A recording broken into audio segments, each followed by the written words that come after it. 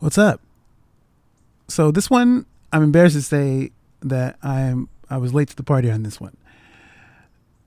We're going back 20 years, give or take a few months, to discuss a movie called Rain or Fire. Let's do it.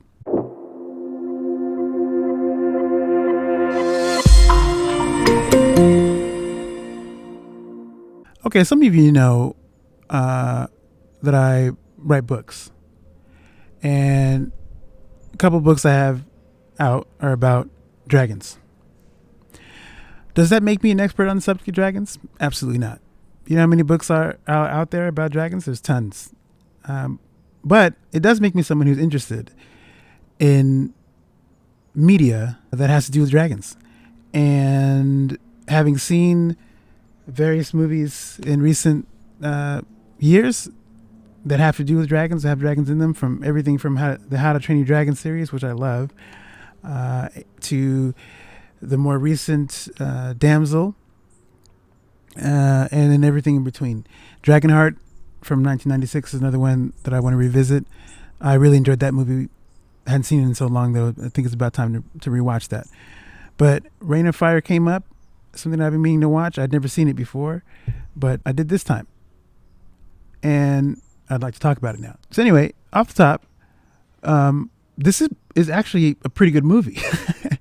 It's a shame it didn't get a lot of attention when it came out.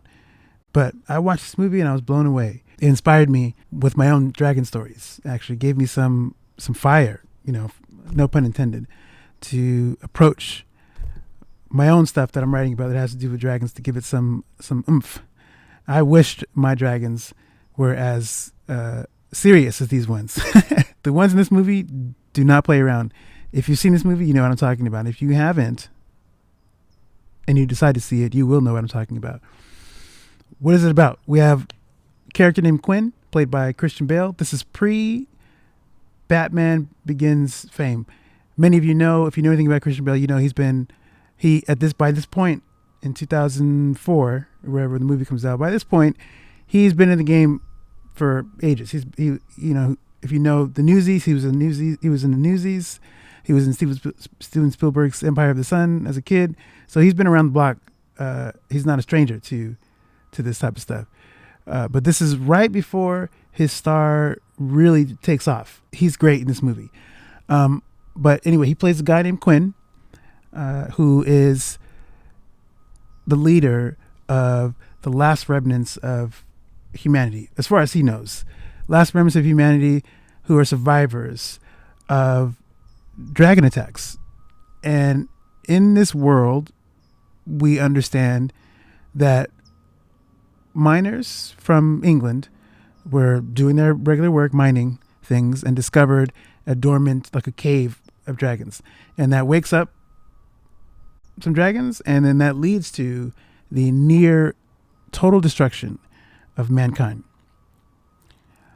And so Quinn, as an adult, this happens as a child, when he's a child. When as an adult, now he leads this last group of humanity, and they're trying to survive. They're running up against all sorts of problems. The crops are dying.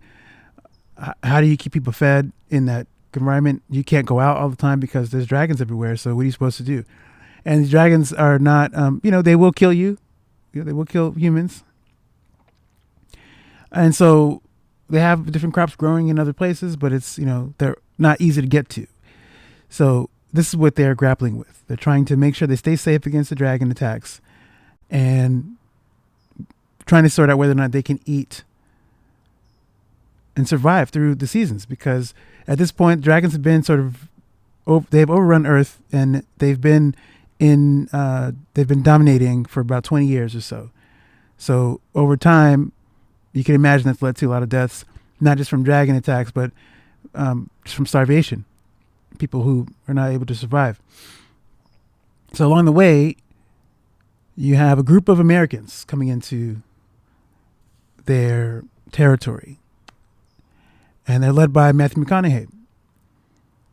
They have come from America, having killed dragons, so they have some experience fighting the dragons, and they're looking for resources, because as far as Christian Bale's character and that community knows, it's just those guys. It's just the group that Christian Bale's leading, and then the Americans that somehow survived and made their way from America to across the pond to London, England. And that's what we have going on. That's the story. That's the sort of plot. They got to try to figure out how to stop these dragons. The good. Oh my gosh. I realize I may be biased because as a person who appreciates dragons and has written books about dragons, I have a soft spot for dragons. I'll say off top that you'll see places, if you've seen reviews or other things about this movie, talking about how the special effects are dated, and maybe they are. They're dated. I can say that emphatically. They're dated. But that does not diminish the greatness of what was attempted, because even though the effects are dated, you can still see what the filmmakers were going for. And I personally think it looks great because no one's seen a dragon in real life. I think it works if they look a little bit like not real all the way. I think it still works. For the first time people are seeing dragons in that world, regardless of, so what if they don't look tactile, they look animated or whatever they look like.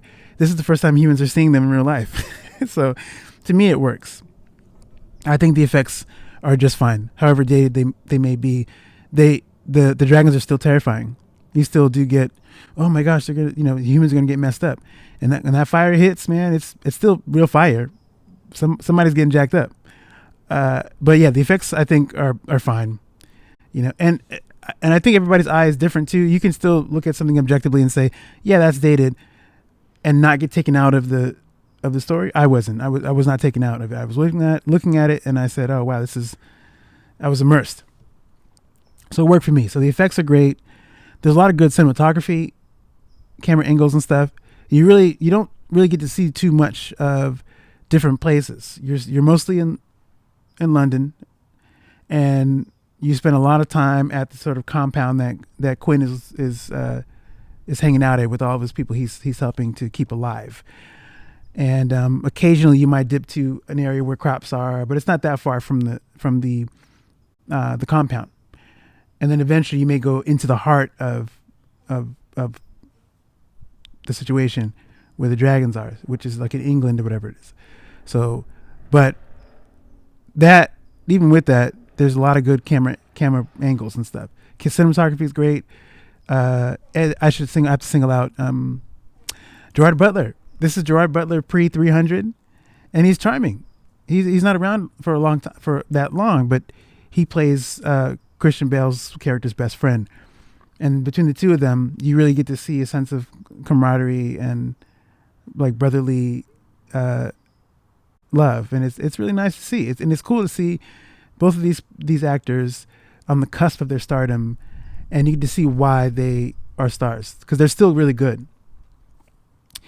And then Isabella Scorupco, who you may know from, I remember from GoldenEye. That was my first time seeing her. She plays in that movie. She's Natalia Simonova, the main Bond girl in GoldenEye. She was also in a film called Vertical Limit, which is another great action movie. I thought that was really good. And she's great in this movie. The movie doesn't give her a lot to do. She essentially just plays like the primary female character in the mix, which is a little bit disappointing for what she can do. She's a great actor, and it's really good to see her in this movie. It's just a shame she's not around a lot and doesn't have a lot to do and a lot to bring to the story.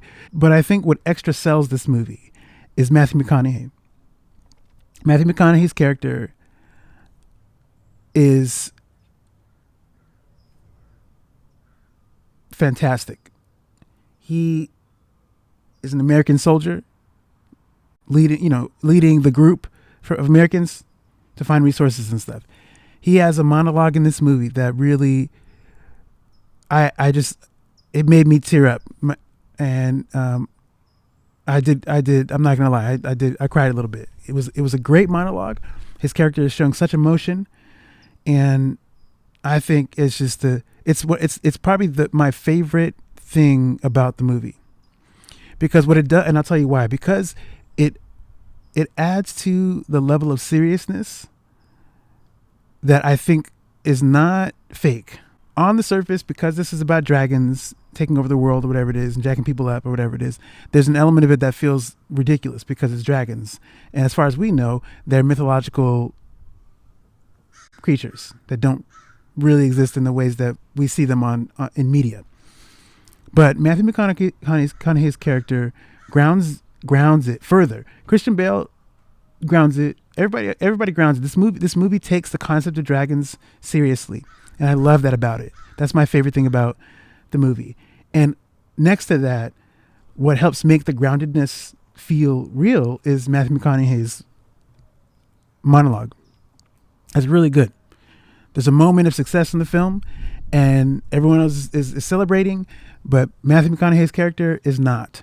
And the way he shows that, even before he speaks, you can tell in his face. And this is the time Matthew McConaughey is like this is the early stages of the 10-year run of romantic comedies that Matthew McConaughey is playing in. So this is one of the rare departures from that slew of rom-coms that he'd been involved in. And it's a shame that no one talks about this role, because I think without him it would be a different movie. Christian Bale's great and everything. That's fine. No disrespect to Christian Bale. He's amazing. But Matthew McConaughey is, I think he's the key to this movie. If you don't buy it, when you see McConaughey, you buy him. I did. I mean, I was already in already, but that just made it extra good for me. It was like this extra, like, cherry on top of the movie that was already good, and that just made it better.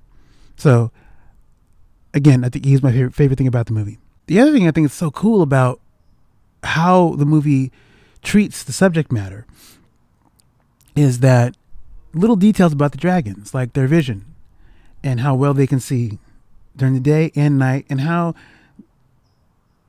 in between day and night, so like golden hour, like sunset or whatever it is, and how there's like something unique about their vision that could give humans an edge in the battle against dragons. That's a cool little detail. I don't know if too many different media that deal with dragons fighting against humans that talk about, weakness or something else. I mean, you've seen them in different places where,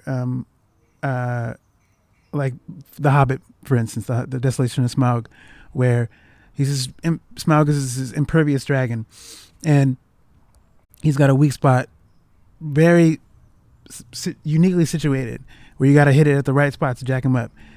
Stuff like that is like regular, but stuff with the vision, I thought was actually, I think it was an excellent detail to just give us it makes the dragons more real.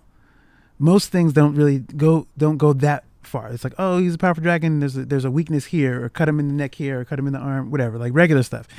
But the vision piece, that was crucial. While we're on that, the bull dragon, which is the main villain of this movie, the bull dragon is a supremely designed dragon. That's the sort of main king dragon that everybody's got to try to jack up. The survival of humankind depends on the destruction jacking up that dragon. And I think that the bull dragon is sufficiently intimidating, scary, very well rendered, and threatening, which is by far one of the more important things, I think, for any villain. The one of the things that bothers me about certain villains in movies is where the villain is threatening up to like the third act or the end or something like that, and something happens where the villain suddenly becomes less threatening, that allows the humans an edge, or whoever the hero is, to win. That's not the case here. This dragon is as threatening. They're all threatening. They're all ridiculous. No one gives the humans an edge. And I like that, because I think that's what it would really be like. If you take this concept seriously, and the dragons are the enemy, and I've been exterminating humans for 20 years or whatever it is, why would they stop that? So I like that that the bull dragon remains threatening throughout the movie, up to the very end. It feels like an honest to goodness fight. And while we're there, the third act, the climactic battle with the bull dragon, is thrilling. And I think it never lets up. That's the best thing about, I like a third act too. That actually is really, is it tit for tat? Like they're going at it for real. And it's like, you you are legitimately concerned that the hero might not make it out. And I think those are the best stories where you have some hero and villain going up against each other, and it's literally not neither side gives an edge to the other side. Where if whoever wins, it's like some small technicality or something that they've used the environment to their advantage to win the fight. And I think that's what's cool about this climactic battle in this movie. Yeah, give it a look. There's a ton more things to say, but I think I'm going to leave it here. I think that's going to do it for this particular review. Definitely give Rain of Fire a chance. If you like dragons, give this a chance. It's a lot better than I think it's given credit for.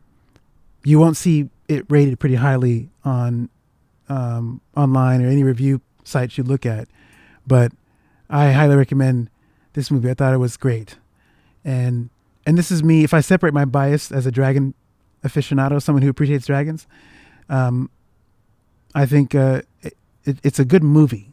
It's very well acted too. That's the other thing that makes it work. The acting, which is not always the case with movies that have like premises that feel ridiculous on paper, but the acting is what brings it to life and makes it feel a little less ridiculous. So just based on that alone, for Christian Bale, Matthew McConaughey alone, just those two alone, and certainly for McConaughey's monologue, watch this movie because it's good. Even if the whole movie sucks, if you don't like the movie, I guarantee you, if you'll appreciate McConaughey's monologue, hands down. And if you don't, let me know. I want to hear about that. So that's going to do it for me. Thank you for watching, and I look forward to seeing you guys in the next one. Take it easy, and I'm out of here.